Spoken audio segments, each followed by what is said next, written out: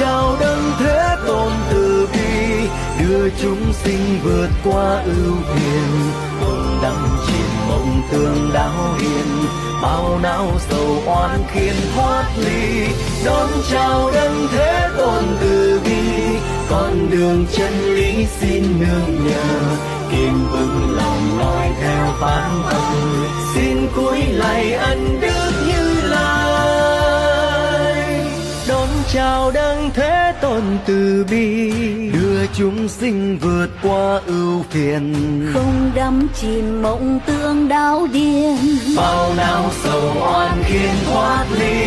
Đón chào đấng thế tôn từ bi, con đường chân lý xin nương nhờ. Kiên vững lòng noi theo phán âm,